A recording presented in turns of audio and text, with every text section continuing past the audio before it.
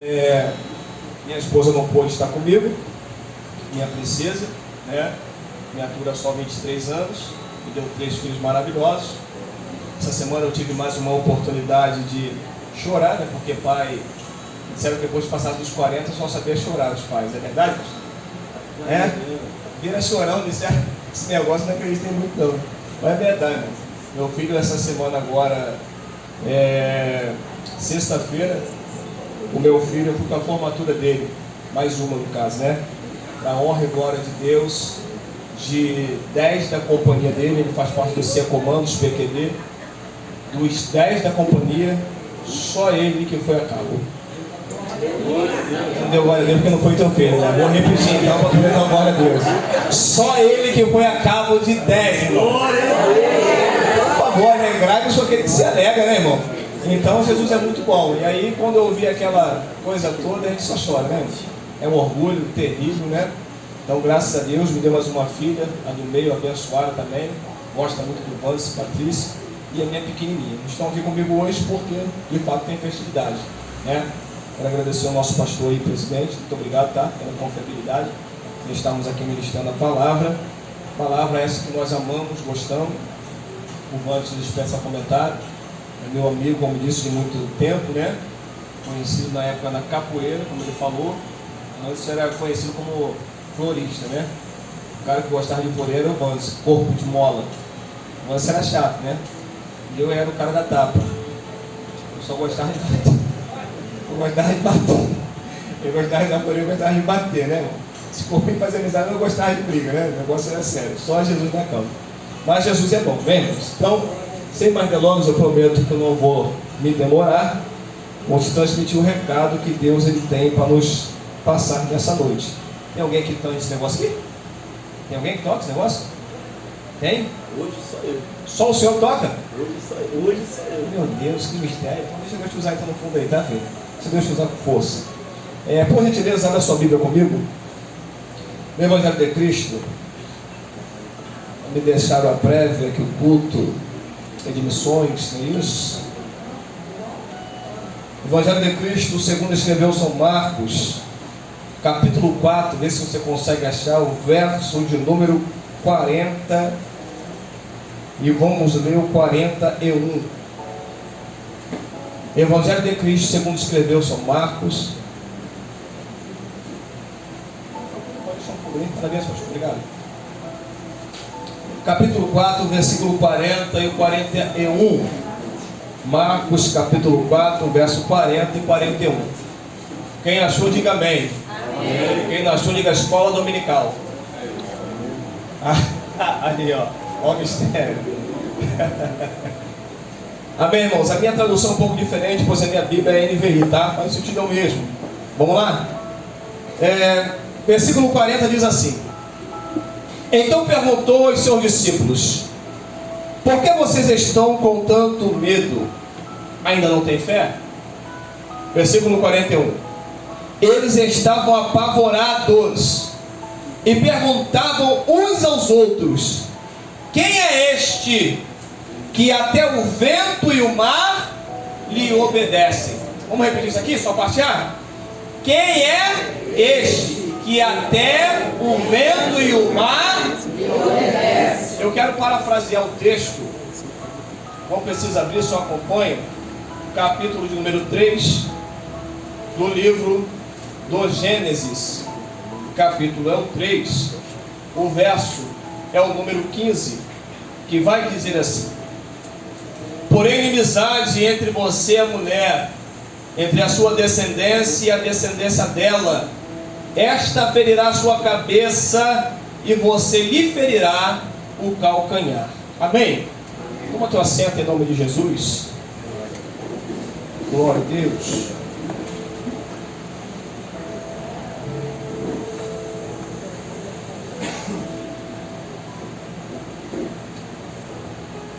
Sou que nem carro alto, tá, irmãos? Demora um pouquinho a pegar, mas depois que pegar a gente vai embora. Vamos introduzir o texto. Evangelho de Cristo, irmãos, em Marcos capítulo 4, a partir do verso 40 e 41, que nós fizemos menção. é um texto bem conhecido, pois o mesmo vai estar referindo-se a uma grande tempestade que se é levantada no lago de Genezaré. Só que para poder falar a respeito do texto em apreço, eu preciso aqui introduzir. Preciso aqui lembrar que hoje eu preciso, e foi a palavra que Deus colocou no meu coração, eu quero ser cristocêntrico nessa noite. Porque em meio a caos que vivemos, em meio a tantas lutas e dificuldades que apreciamos no nosso dia a dia, oriundo de uma fé que tem sido abalada ao longo dos anos, mas eu glorifico a Deus, porque em meio a tanto caos e meio a tanta luta, Deus ainda separa remanescentes fiéis, aqueles que entendem, corroboram com a ideia e compreendem a veracidade dessa palavra. Palavra essa que cura, que liberta, que batiza e que leva para o céu. A palavra que ainda faz diferença nos dias odiernos. Lembrando os senhores que em dias tétricos e fatídicos, Deus sempre vai levantar alguém no meio de outro alguém. Talvez seja você que Deus levantou na tua casa. Talvez seja você que Deus levantou no meio da sua vizinhança. Eu não sei qual foi a veracidade daquilo que Deus tem para com a tua vida, mas fato e verdade é que Deus te vocacionou para uma grande obra, de modo que foi dito pelo nosso pastor aqui, a obra, quando eu entendo que a obra não é quatro paredes, a igreja, quatro paredes é um lugar específico de nós termos as nossas reuniões para poder adorar o nome do Senhor. Mas quando a igreja entende que missiologia ou missão é algo que é oriundo, que vem do alto, direto para a igreja, você vai entender que o quadrante disso aqui não faz parte daquilo que você de fato é. A importância não é aquilo que você é aqui dentro, é o que você é fora. Porque ser crente aqui dentro é fácil, difícil é ser crente lá fora. Fazer missão aqui dentro é fácil, difícil é fazer missão lá fora. Pastor, como assim? É simples, porque tem pessoas lá em Éden, não aqui, mas em Éden tem pessoas, Wanderson, que quando olham para a vizinhança e alguém vai falar, o irmão fulano mora aí, irmão fulano, eu nem sabia que ele era crente. Lá em Éden acontece, aqui não, pastor. Só lá em Éden que acontece, né? Graças a Deus aqui não acontece, né, varão? Né, mulher de Deus? Então em Éden acontece. Mas vamos lá, capítulo 3 do livro de Gênesis, versículo 15, você conhece bem o texto. O texto vai estar referindo-se, depois da queda do homem, a uma promessa liberada. E de forma escrita, essa é a primeira vez que vai estar falando a respeito do Messias, ou de Jesus Cristo. Versículo 15, depois que o homem cai, depois dessa queda, oriunda de uma desobediência, Deus, ele já tem um projeto traçado. Eu estava lendo e meditando no livro do Gênesis, e eu conversando com alguns professores. Isso aqui vai chamar a tua atenção também, eu tenho certeza disso, que eu já percebi que você gosta de escola dominical. Isso aqui vai chamar a sua atenção também, provavelmente. Quando você pega o livro do Gênesis, gente, o primeiro capítulo, o verso 1 vai dizer que no princípio criou Deus céus, no plural, e terra. Se você pegar a palavra no princípio criou Deus, Bereshit bara Elohim, no princípio ele criou céus e terra. Nós costumamos dizer que o Senhor ele é especialista em parabolar aqui na terra, para que nós possamos entender a profundidade do céu. Quando o Senhor estabelece isso, no primeiro capítulo da criação, você vai observar que o poder da palavra do Senhor, ele é tão forte e tão profundo, que ele vai dizer, haja, e acontece. Mas aí você observando o primeiro capítulo, a partir do verso 24 em diante, vai dizer que depois que ele cria tudo, ele vai olhar para a terra, e quando ele olha para a terra, Deus ele vai dar uma ordem para a terra. E qual é a ordem, pastor? A ordem é essa: produza ervas e árvores que dê o seu fruto. Deus ele vai olhar para o mar. Quando ele olha para o mar, ele vai dar a mesma ordem para o mar: produza peixes, seres viventes e aves que voem no céu. Você vai perceber que ele está somente falando, e a palavra que é liberada não volta vazia, mas ela tem os seus efeitos, ela surge o efeito com aquilo que é falado. Quando ele pronuncia, algo acontece. Mas percebe aqui, quando ele dá uma ordem para a terra, é como se Deus ele olhasse para a terra e dizia assim, e fala assim dessa seguinte forma: olha, eu já fiz a minha parte, agora você tem que fazer a sua. Pegou não, né? Deixa eu melhorar isso aqui. É Deus olhando para a terra e dizendo o seguinte: a minha parte eu sei o que eu tenho que fazer, mas eu também sei e tenho a certeza do que você pode fazer. Qual que é a problemática disso, pastor? É que tem muita gente que não recebe porque está esperando de Deus aquilo que é para você fazer. Tem gente esperando a atitude de Deus, quando na verdade é você que precisa fazer alguma coisa. Deixa eu te falar uma coisa aqui: Deus jamais vai fazer aquilo que você precisa fazer. O texto ele é lindo, e olha que ele vai continuar dizendo. Capítulo número 2, ele vai dizer o seguinte: que no princípio da criação, Deus, ele cogita, imagina, criar homem e mulher. Só que no capítulo 2, o verso 7, vai dizer assim, que Deus, ele formou o homem do pó, não barro, que é mais insignificante, tá? Do pó. Ele forma do pó um boneco. Só pega isso aqui quem tá ligado. Se não tiver, não pega, tá? Escuta. Quando ele falou para a terra para produzir, o que Deus estava falando para a terra? Produz aquilo que está por dentro. Quando ele olha para o mar, ele manda o mar produzir o que está por dentro. Escuta isso aqui, que isso aqui é forte. Quando você observa o texto, gente, olha o que o texto vai dizer. O Senhor ele começa a formar o boneco. Ele está mais criando, perceba? Ele não cria, ele forma. Por quê? Só dá forma a esse púlpito aqui, pastor, devido a alguma madeira que foi cortada, uma madeira que foi arrancada do seu habitat natural e produziu esse púlpito aqui. A partir de alguma matéria, eles formaram esse púlpito. Então, quando Deus está dizendo para a terra, cria aquilo que é de dentro, olha para o mar e cria o que está de dentro. Mas olha o que Deus faz agora. Depois que ele forma o boneco, o texto vai dizer que ele vai soprar no fôlego de vida nas narinas do boneco. Vou melhorar para poder liberar o teu glória. Quando Deus faz isso aqui, ó, ele inspira e no nariz do boneco ele fôlego de vida. Pastor, não entendi. Melhor, isso aqui é o melhor. Capítulo 1, versículo 4 de Efésios vai dizer que no princípio da criação Deus já tinha criado o homem por dentro. É Deus dizendo: eu só trouxe à forma aquilo que já existia desde o princípio da criação. Pastor, continue sem entender. É Deus dizendo para mim e para você.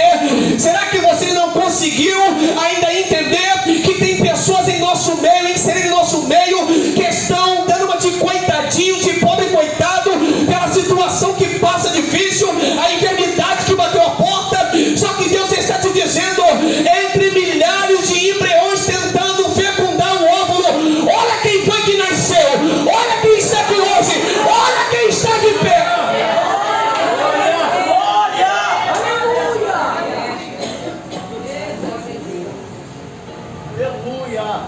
Vou esquentando, escuta.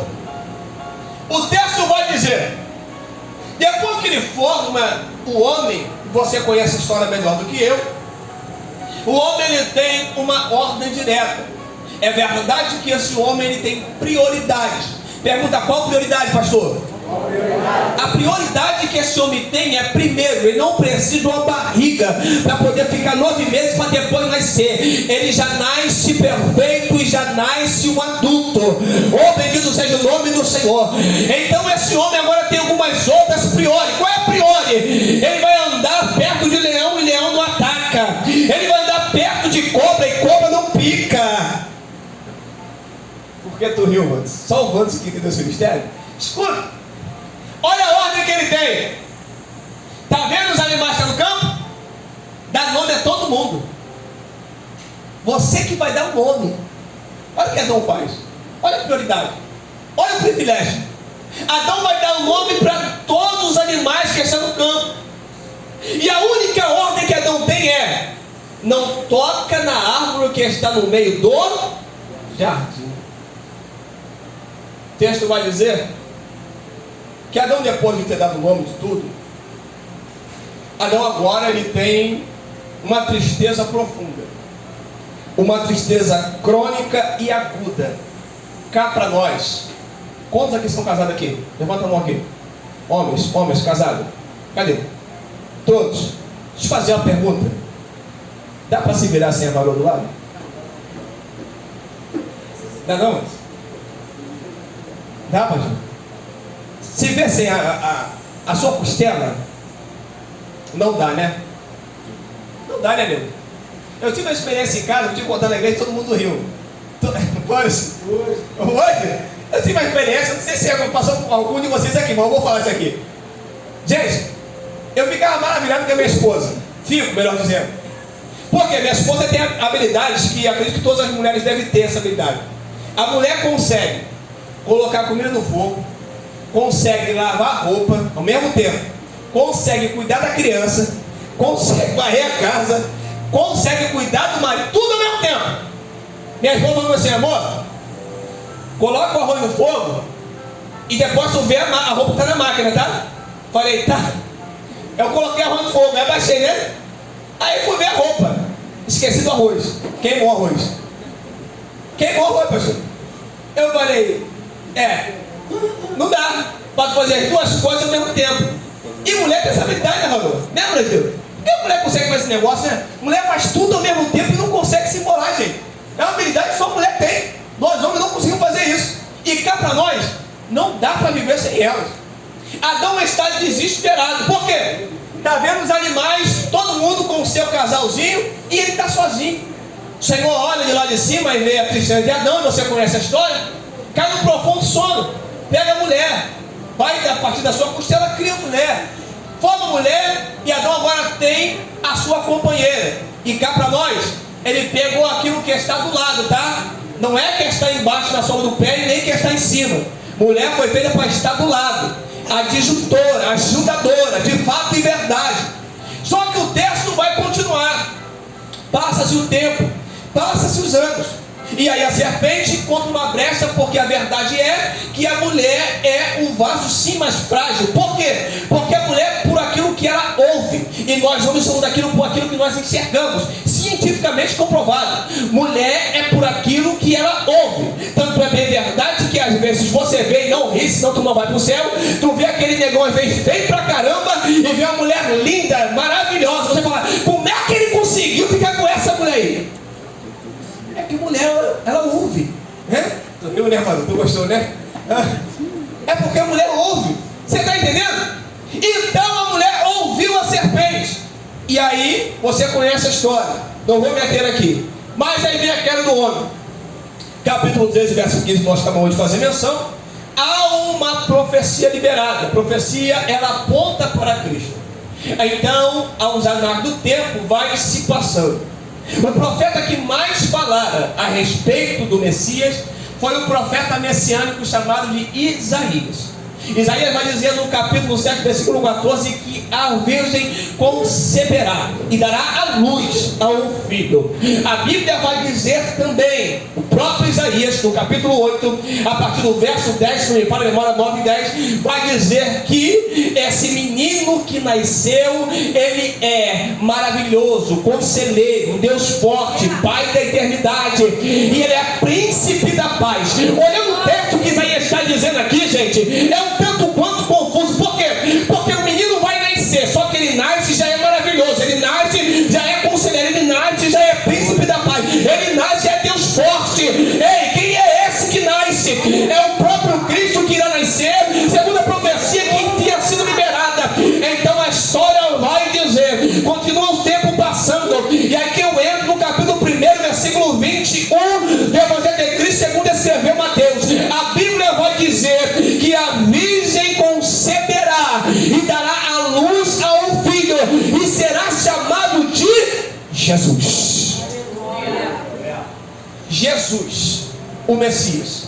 Versículo 22 vai dizer que Cristo, ele nasce. Interessante que a palavra ela vai dizer que ele nasce e coloca o nome dele, Jesus. Só que o que acontece aqui é algo totalmente contraditório, que a ciência não tem como explicar. Porque o que vai acontecer aqui é, Deus ele vai colocar diante da barriga de Maria, agraciada, o próprio Senhor dentro da barriga de uma mulher. Mas entenda, sem precisar de espermatozoide, sem precisar de relações, mas ele vai ser gerado dentro da barriga de Maria. Por quê, pastor? Porque foi através da carne, o ser humano, que o pecado entrou no mundo. Então através dele o pecado iria sair do mundo, através do Cristo, a qual iria nascer através de uma mulher pecadora. O que eu acho interessante, que quando você pega a passagem de Mateus, você vai entender que no grego a palavra que aparece ali é kenosis. Repete comigo, kenosis. Pergunta o que significa, pastor? Kenosis significa autoesvaziamento. Ei, eu não sei se vai dar para tu entender, isso aqui vai dar o teu glória, mas é Deus dizendo, a minha graça é tão forte, tão profunda, que eu vou desvaziar da minha glória para poder entrar na barriga dessa mulher, para que você possa entender que o Emanuel, que significa traduzido Deus conosco, só será possível se eu me desvaziar da minha glória para poder andar no meio de vós. É Deus dizendo, eu me sacrifico por causa de você, eu me sacrifico por causa de você. O sacrifício de Cristo, ele é forte. Só que eu acho interessante que depois que Cristo nasce, faz-se um paralelo com o nascimento de Cristo ao nascimento de Moisés. Porque Moisés, quando nasce, Faraó quer matar os meninos. O texto vai dizer então que Moisés é guardado. Durante 3 meses Moisés é guardado. 3 meses depois, Moisés tem que ser colocado num cesto e ser colocado dentro de um rio. Para quê, pastor? Para poder trazer a existência e a evidência aquilo que Deus escondeu por um tempo determinado. Ei, eu entendo aqui uma verdade.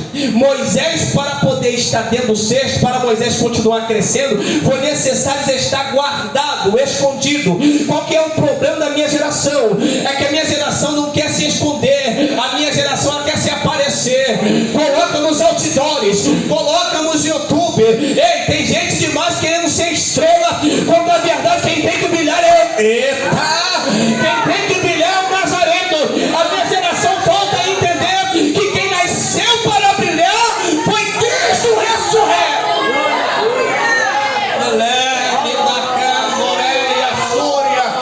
Oh meu Deus do céu, estou sentindo Deus aqui. O texto vai dizer então que Moisés, depois de 3 meses, o Senhor traz a evidência, um projeto. Pastor, por que projeto?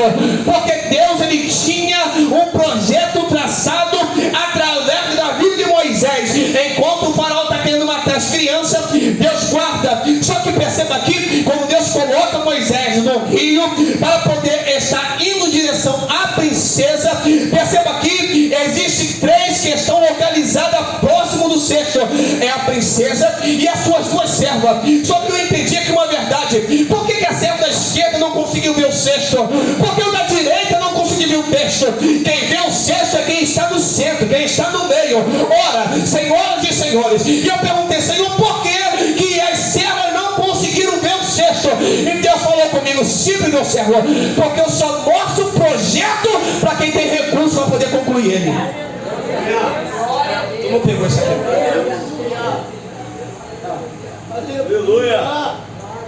Glória a Deus! Aleluia! Pastor, por que meu projeto ainda não deu certo? É porque você está mostrando um projeto para quem não é para mostrar. Deus está dizendo: só vai dar certo quando coloca nas minhas mãos e segue as orientações. Coloca o cesto no rio e deixa que eu direciono para quem tem recurso para poder concluir o projeto que eu tenho na tua vida.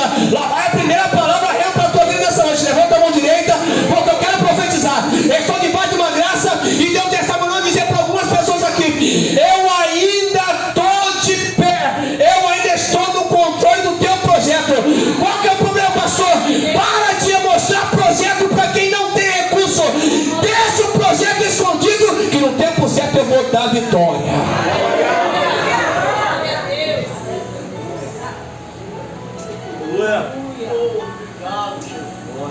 Você conhece a história? Moisés cresce no Egito. Só que Moisés não é egípcio. Moisés está dentro do Egito, mas o Egito não está dentro de Moisés. Problemático da minha geração é que tem muito crente, que eu faço uma comparação na igreja, que é assim, pastor: tem crente da igreja que é crente chuchu, tem crente na igreja que é crente giló. Pergunta: por quê, pastor? Simples: porque crente giló, ele não vai com as outras. Crente giló, ele não absorve aquilo que é de ruim. Crente giló, ele tem essência. E chuchu, pega qualquer coisa. Está inserido em contexto aqui na igreja é glória a Deus, aleluia. Mas quando está lá fora, longe do pastor, é a música da Anitta, não vou falar. Já quero isso aqui, Jesus, é só em Éden. Aqui não tem esse negócio. Aqui não tem. Ô glória, escuta isso. A problemática da minha geração é essa: porque hoje você não sabe mais quem é quem é servo e quem não é.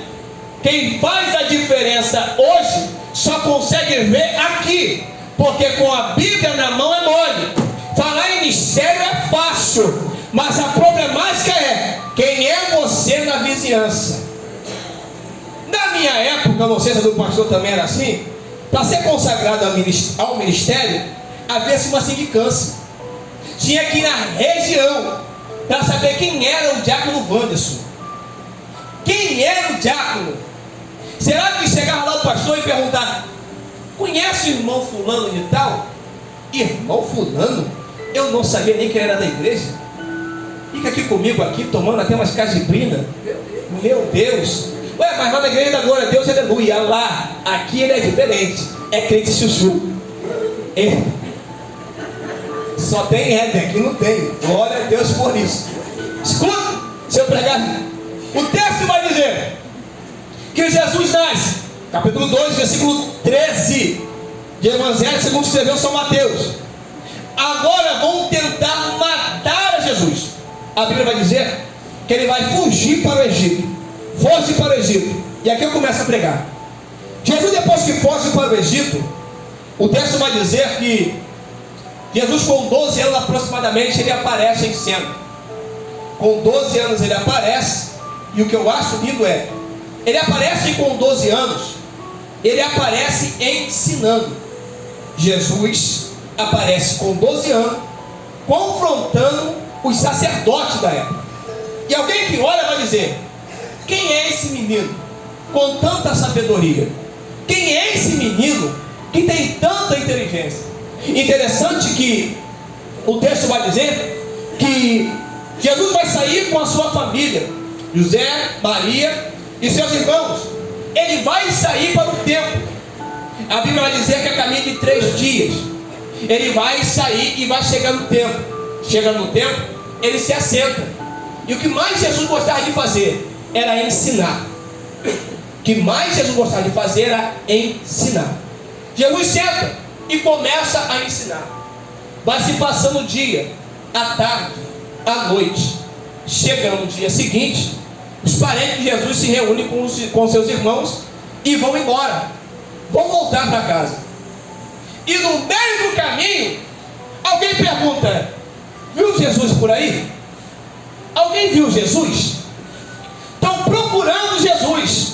E a mãe entra em desespero e pergunta para o pai: aonde é que está Jesus? E eu fiquei com isso na minha cabeça, mano. Eu fiquei imaginando: como é que alguém que tem Jesus do lado ainda consegue se perder de Jesus? Pastor, me explica isso. Eu não consigo entender. Eu não tenho nada contra, pelo contrário, se tiver que ajudar, nós vamos ajudar. Mas eu não consigo entender. Alguém que teve um encontro verdadeiro com Cristo consegue viver sem Ele, consegue se afastar dele. Pastor, mas foi por causa da prova, foi por causa da luta. Ei, Salmos vai dizer, 34:19, que muitas são as aflições dos justos, mas tente bom ânimo, que o Senhor te livra de todas elas. Ei, Ele não disse que seria fácil, Ele não disse que seria simples. Pelo contrário, Ele vai ser bem claro e dizer: se quiseres vir após mim, pega a tua cruz, vem e me segue. Não é um caminho fácil, não é um caminho simples. Por isso nós costumamos dizer que servir a Jesus é para alguém que tem coragem, é para aquele que tem ousadia, porque andar com fuzil, dar tiro de pistola, isso tudo é fácil. Eu quero ver largar tudo e servir Jesus de verdade. Aleluia! Perderam Jesus e alguém vai ter que voltar para poder achar Jesus. Não sei porquê, mas a Bíblia não vai fazer mais menção do ministério de Jesus dos seus 12 aos 30 anos. Por que 30 anos, pastor? Porque o costume judaico é o seguinte: homem, para nós aqui no Brasil, fez 18 anos, já se acha homem. O meu filho mais velho tem 19, faz 20 agora, dia 14 de outubro.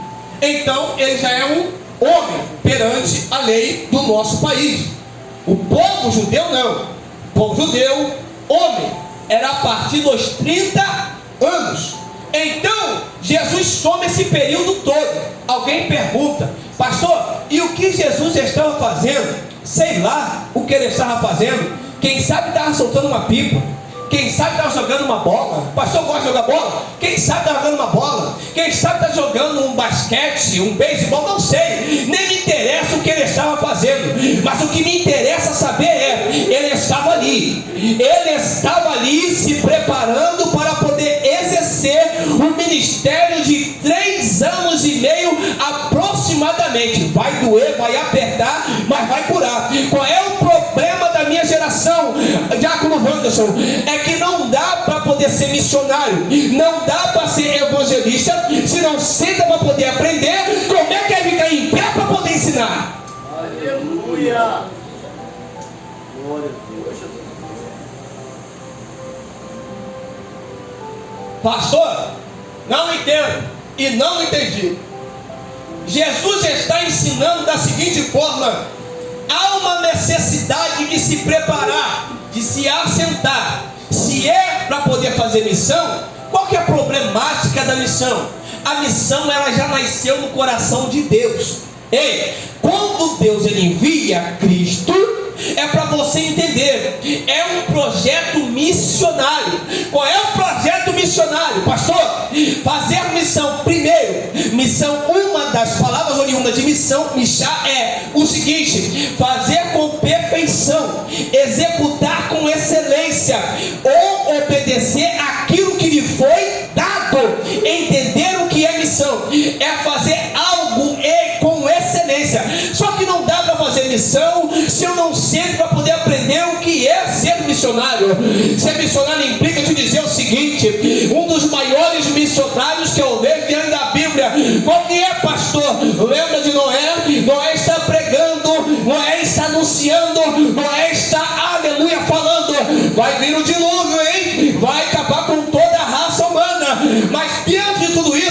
Noé não deixa de pregoar também para sua família, porque eu entendo uma verdade: o maior missionário que eu posso entender não é o que ganha lá fora, mas é aquele que ganha a sua casa na parte de dentro. Não adianta ganhar todo mundo lá fora e a sua família se perder. Então, como é ser missionário? Noé está te ensinando. Prega sim, fala sim, mas entenda, a maior prioridade é você entrar na arca, você e a sua casa. Eu vou lembrar quando Josué vai dizer uma frase interessantíssima. Ei, há uma briga, há uma discussão de qual Deus e servir no contexto. Josué vai olhar para um, vai olhar para outro. Olha só, você faz o que você quiser, você faz o que você quiser. Eu só tenho uma palavra para poder liberar. Qual é a palavra de Josué? Eu e a minha casa. Aleluia! Glória a Deus.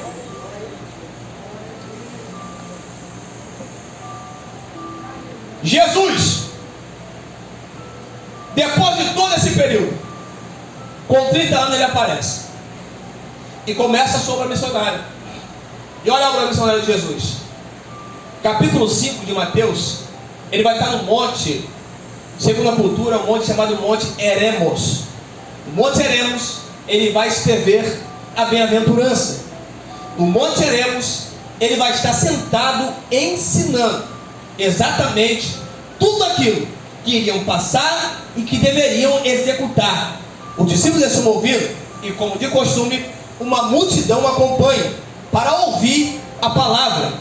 Possa perceber aqui, em todo o texto que você observa, a multidão apertando Jesus, ele está ensinando, está falando da palavra. E é tão verdadeiro que ele vai deixar muito bem claro para mim e para você. Quando você observa versículo número 32, capítulo 8 do Evangelho de Cristo, segundo escreveu João, vai dizer o seguinte: conhecereis a verdade, e a verdade ela vos libertará. A palavra ela é tão verdadeira que vai dizer o profeta: veio a mim a palavra do Senhor. O profeta está dizendo: ei, Senhor, como é que vai ressuscitar esses ossos? E segundo a minha palavra não pode, mas segundo a sua palavra profetiza, e os ossos secos vai voltar à vida. Perceba que através da palavra vai dizer Salmos 119, versículo 105, que lâmpada para os meus pés é a tua palavra e ela é luz para o meu caminho. Quando eu falo de caminho, eu vou me lembrar do Salmo de número 37, versículo 5. O Salmo 37, versículo 5 vai dizer o seguinte: entrega o teu caminho ao Senhor, confia nele e o mais ele fará. Interessante que a palavra traduzida caminho no capítulo número 37 de Salmos, no original significa o seguinte: dar de volta ou devolver. O que, pastor? O caminho que não me pertence, que não te pertence. Capítulo 14, aleluia, no livro de João vai dizer: eu vou para o meu Pai, mas vou preparar o que? O caminho, a morada, para que você possa subir comigo um dia. Eu vou, mas em breve eu vou voltar para poder levar a minha igreja. O texto vai dizer, ele está ensinando. Depois que ele ensina, nós chegamos aqui, agora eu começo a pregar e já finalizo. Capítulo número 4, verso 40 e 41. Jesus, depois de ter ensinado tanto, os discípulos viram os milagres acontecer. É paralítico andar, é cego enxergar. Os discípulos estão acompanhando Jesus a todo tempo, gente. Só que o texto vai dizer o seguinte: chegado um dado momento, agora é a hora. Jesus vai começar dizendo o seguinte, da seguinte forma: naquele dia, ao anoitecer, disse ele a seus discípulos: vamos para o outro lado. Escuta isso aqui. O que Jesus está dizendo aqui é o seguinte, na sua tradução está assim: passemos para outra banda, ou para outra margem. Vamos para o outro lado. Jesus já liberou a palavra aqui, irmãos. Passemos para o outro lado. Se eu estou com Jesus, eu preciso entender que mesmo que a dificuldade se levante no meio da caminhada, eu vou chegar do outro lado, porque quem me garantiu foi Ele. Não é com a força do meu braço, é Ele que me garantiu. Passemos para o outro lado. O texto vai dizer, ele fala para os discípulos: passemos para o outro lado. E o texto vai dizer que no meio do caminho se levanta uma tempestade no lago. Perceba aqui que meio fala de decisão, meio fala de atitude ou posicionamento. Como assim, pastor? Explica, te explico. O profeta Abacuque vai dizer o seguinte: aviva, Senhor, a tua obra no meio dos anos, e no meio dos anos a notifica. Meio fala de decisão. O profeta está na encruzilhada, caminho da direita, da esquerda, da frente e da retaguarda. Ele precisa tomar uma decisão. Qual é a decisão, pastor, a ser tomada? Ele vai olhar e vai entender que a mesma quantidade que tem para poder voltar é o mesmo que tem para ele poder chegar no objetivo final. É Deus dizendo: quando você estiver na encruzilhada da vida, faça que nem o salmista fez. Como assim, pastor? Salmo 121: elevo meus olhos lá para o monte. Aleluia. Glória a Deus. Pastor, mas eu não sei o que fazer. Deus está dizendo para você aqui nessa noite: eleva os teus olhos para o monte. Aleluia. Por quê, pastor? Porque de lá que vem o teu socorro. O teu socorro vem do teu Senhor que fez os céus e a terra. Para de esperar, aleluia, a solução da direita, da esquerda, daquele que pode, que você acha que pode te ajudar. Deus está te dizendo: a tua solução, a solução para o seu problema não está na terra, a solução está lá.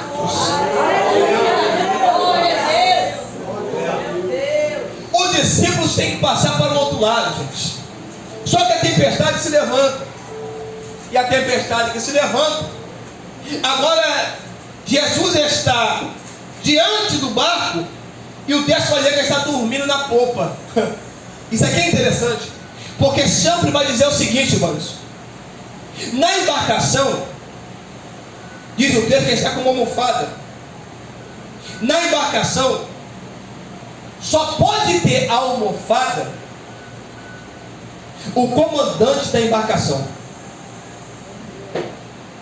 Jesus está dormindo com a almofada, descansando, e o vento se levanta, e os discípulos se desesperam.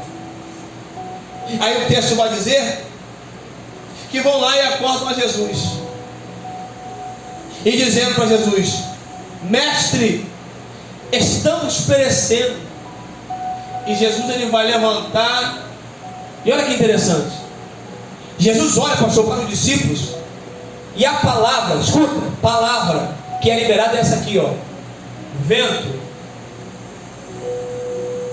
aquieta-te. Calado, fica quieto. Só que Jesus está olhando para os discípulos, e o vento está soprando.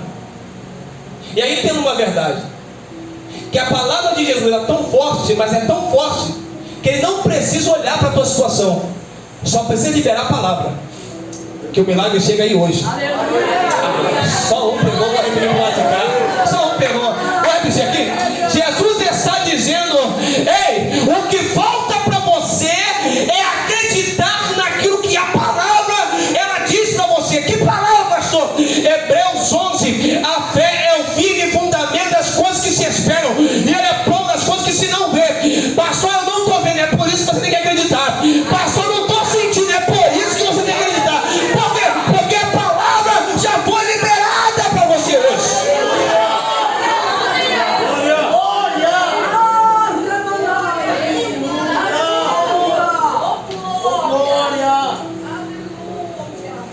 E após que ele libera a palavra, ele vai dizer o seguinte: mar, aquieta-te. E diz o texto que o vento cessa e que as ondas param. Pastor, o que isso tem a ver com isso tudo? Porque só dá para poder ser missionário ou fazer missão quando eu entendo da palavra. Não tem missão sem palavra, pastor. A verdade é que para a missão existem obras dentro da missão, mas vivemos uma crise agônica, vivemos uma crise endêmica e sistêmica, aonde o povo não quer mais aprender, mas quer ser. O problema é querer ser aquilo que você não é. Por quê, pastor? Porque hoje nós temos o costume que é horrível, chamado de internet. Tem muito crente papagaio, falando aquilo que ouviu. Não é isso, homem de Deus? Fala aquilo que ouviu, sem procurar fundamento. Um monte de heresia sendo estabelecido em nosso meio, e a igreja está engolindo isso. Por que o meu povo erra? Por que o povo erra, pastor? Por falta de quê, gente? Só que a pergunta é essa daqui. Se você tem uma igreja séria que tem escola bíblica dominical, uma igreja que tem um estudo da palavra, eu não sei aqui, mas lá em Éden tem. Lá em Éden você faz reunião, estudo bíblico. Com Misericórdia ela tem seminário teológico também. Somos coordenadores com Misericórdia. A estudo bíblico, você vê 15 pessoas. No culto da vitória, você vê 200 pessoas. Aqui nem sei não, né, pastor? Só lá em Éden que é assim. 200 pessoas. O pastor colocar a campanha aqui. Campanha da vitória. Não é esse negócio? Campanha da vitória. Não tem lugar na igreja. Mas se o pastor coloca aqui, estudo bíblico. Pastor, eu não consigo porque dá sono, pastor. Pastor, eu não consigo ficar na cadeira muito tempo. 2 horas não dá, pastor. Dá sono, dá preguiça, dói o bumbum, quero me levantar, quero ir embora. Mas se é a campanha da vitória, você nem esquenta, né? Se é a campanha da vitória, tá tudo certo. Só que isso não é novidade para os dias de hoje, tá, gente? Isso desde o passado. O problema da minha geração é justamente esse. Falta muita gente sentar para poder aprender. E eu glorifico a Deus quando eu ouço isso aqui que eu vi aqui nessa noite. Fizemos a evangelização aqui, vamos fazer uma lá, e a obra da igreja é essa daqui, e tem missão lá em Moçambique, e é isso aqui é lindo, gente. Isso aqui é lindo. Mas mais lindo do que tudo isso é o pastor contar com obreiros preparados, que maneje bem a palavra, que não há daquilo que se envergonhar. O pastor me perguntou ontem: Araújo, querendo consagrar fulano e ciclano ao diaconato, o que tu acha? Não está preparado. O que é isso, pastor? Não gosta de escola dominical, não faz um seminário teológico, tem medo de palavra, não tem nada a passar. Para quê? Só para encher número? Só para colocar mais um? Desculpa, eu vim de uma escola que obreiro tem que manejar bem a palavra. Não sei se o pastor faz isso aqui, mas na igreja que eu passei, as 2 que eu fui pastoreado, e essa que eu estou agora, é o seguinte: obreiro tem que estar preparado sempre. Oportunidade para poder pregar 49 do segundo tempo, sem ninguém saber de nada. Fulano de tal, daqui a pouco a palavra está com fulano de tal hoje. Não, pastor, não estudei. Não estudou? O problema é seu. Obreiro tem que estar preparado. Como é que eu vou sair para poder evangelizar se eu não estou preparado e firmado na palavra? Como é que eu saio para poder fazer missão se eu não consigo entender a palavra? Falta para nós entender. Jesus nos deu exemplo. O exemplo que Jesus deu foi: Ele não somente ensinou, Ele não somente enfatizou, melhor dizendo, a importância do estudo. Ele não somente enfatizou, mostrou na prática a necessidade que um obreiro tem que estar preparado para manejar bem a palavra e levar a missão em diante. Pastor, qual é o teor da conversa hoje? É essa: aprenda a palavra para poder então fazer missiologia. Só se faz missiologia quem entende palavra. Pastor, e eu o que quero? Senta para poder aprender. Senta com os mais velhos, com o seu pastor, com a liderança. Aprenda, entenda, porque tem palavras que você pode pregar aqui que você não pode pregar lá. Tem palavra que pode ser lançada aqui dentro que não pode ser lançada do lado de fora. Então é você compreender o que você pode fazer. Eu não sei o que você pode fazer hoje, Mas eu entendo uma verdade. Se missiologia nasceu no coração do pastor dessa igreja também, é para você também. Deixa eu te falar uma outra verdade que eu encerro. Quando você pega a palavra em Marcos 15, que ele vai dizer, ide por todo mundo. Ele está dizendo o seguinte, ide, fazer missão, pastor. Ide, pregar o evangelho a toda criatura. Só que entenda aqui, o ide não é para o pastor somente. O ide não é só para o diácono. O ide não é só para o obreiro. Pastor, não entendi. O ide também é para você que sentou no banco aí, que não tem nenhum cargo na igreja.